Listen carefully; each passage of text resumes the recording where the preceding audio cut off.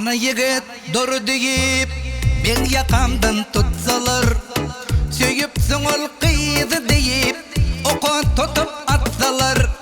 canım tenden çıkan soň oda tutup yaksalar, ya bolmasa cesedin dar ağaçtan atsalar, cansız ceset sallanıp söyyen deyip seslenir, cansız ceset sallanıp söyyen deyip seslenir. Söygülüme gül verip söyyen sözüm aydamda, kocağa çöp kolumu yar koyununa salamda, gelip dağı yegenleň kolum tuğulap tutanna, kıyından soğurup bıçağın orsağımdan vuranna,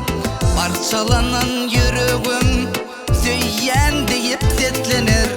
parçalanan yüreğim söyyen deyip seslenir.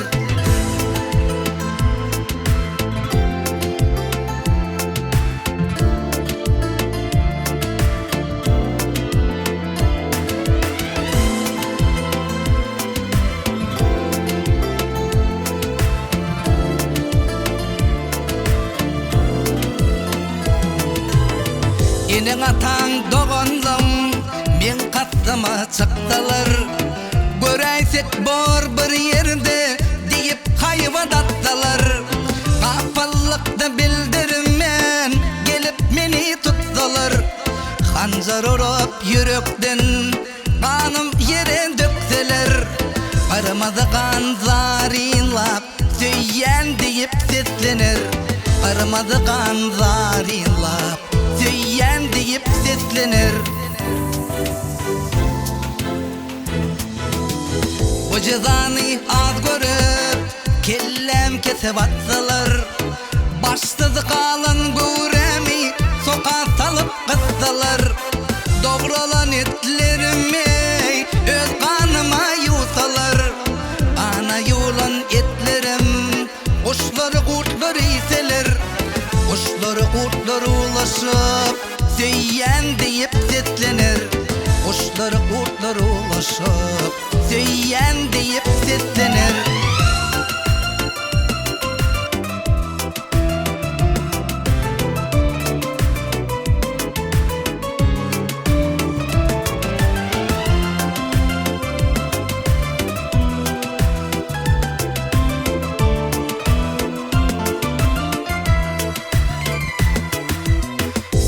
Bilen yansın deyip üstüme o tepseler,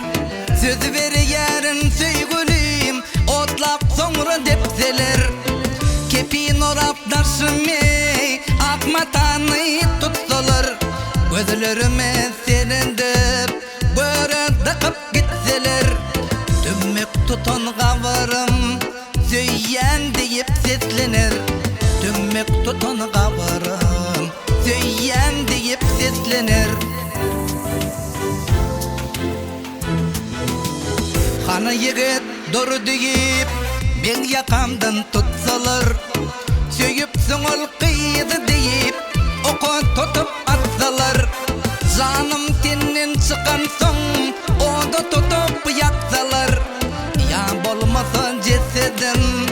dar ağaçtan atsalar, cansız ceset sallanıp söyyen deyip seslenir, cansız ceset sallanıp söyyen deyip seslenir.